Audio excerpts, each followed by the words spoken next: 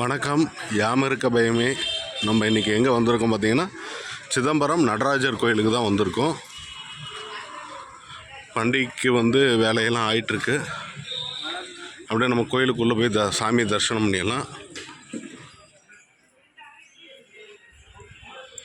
கிழக்கு கோபுரம் வழியாக நம்ம உள்ளே போகிறோம். அப்படியே கிழக்கு கோபுரம் வழியாக உள்ளே வந்தாச்சு. அப்படியே பாருங்கள், எல்லாம் ஒவ்வொரு இடத்துலையும் ஒவ்வொரு சிற்பங்கள் இருக்குது. நம்மளுக்கு சரியாக தெரிய மாட்டேங்குது. சிதம்பரம் கோயிலுக்கு வரவங்க கிழக்கு கோபுரத்துக்கு அப்படியே மேலே பார்த்தீங்கன்னா சிற்பங்கள்லாம் நிறையா இருக்குது. அது சரியாக நம்மளுக்கு தெரியல. அப்படியே நந்தி வரவேற்கிறாரு பாருங்கள், தெரியுதுங்களா? நம்ம நிற்கிற இடம் பார்த்திங்கன்னா தெற்கு கோபுரம் வழியாக நிற்கிறோம். அப்படியே பார்த்தீங்கன்னா 4 கோபுரமும் ராஜகோபுரத்தையும் பார்த்துடலாம். முதல் கோபுரம், 2வது கோபுரம், 3வது கோபுரம், 4வது கோபுரம்.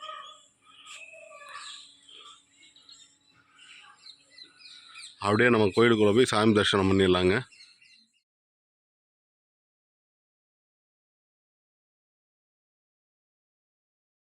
அதாவது சாமி கோயில் புதுப்பிச்சது தான். அதாவது ஒவ்வொரு ராஜா காலத்தில் ஒவ்வொரு விதமாக புதுப்பிச்சது. பாண்டவர், அப்புறம் பல்லவர், அம்பாள் சன்னதி அந்த பல்லவரோட ஆர்ட் இருக்கும் மேலே.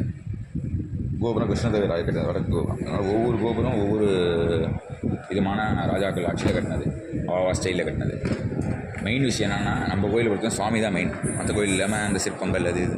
நம்ம கோயிலில் முதல்ல சுவாமி தான் மெயின். சுவாமி எல்லாமே ஸ்வயம்பு தான்.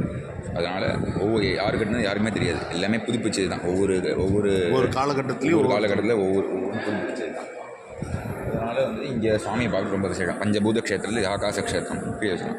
ஆகாசம் எப்படி தெரியாமல் இருக்கோ அதேமாதிரி சுவாமி வலது புறத்தில் சிதம்பர ரகசியங்கிறது சுவாமி ரூபமாக யந்திரஸ்வரூபமாக இருக்கும். தங்க வில்வமாக அலங்கரிச்சிருக்கு. ஒரு நாளைக்கு 6 கால பூஜை ஸ்படிகலிங்கத்துக்கு. நடராஜாவுக்கு வருஷத்தில் 6 அபிஷேகம் தான். தினமும் அந்த 6 கால பூஜை முடியும் போது, தினமும் இந்த கால பூஜை முடியும் போது அந்த திரையை 3 முறை விளக்கும் போது மனசால நம்ம சிதம்பர ரகசியம் அந்த தங்க வில்வமாலை மூலியமாக மனசால பிரார்த்திக்கணும். அதுதான் சிதம்பர ரகசியங்கிறது. சுவாமி அதாவது மூலவரே வெளில தேருக்கு வருது நம்ம கோயிலில் மட்டும்தான். வருஷத்துக்கு 2 முறை, ஆனி மார்கழி 2 முறையில். ஆனி திருமஞ்சனம் மார்கழி மூலவரே வெளியே வருவார். ரொம்ப விசேஷமாக இருக்கும் நம்ம கோயில் மட்டும்தான். அதே மாதிரி சுவாமி அதாவது தட்சிணாய புண்ணிய காலம் தெரியும் உங்களுக்கு, ஆடியிலேருந்து மார்கழி வரையும். அதில் தட்சிணாய புண்ணிய காலம் முடிவில், அதே மாதிரி உத்தராயண புண்ணிய காலம் தையிலேருந்து ஆணி வரையும். ரெண்டுத்தோட முடிவில் அந்த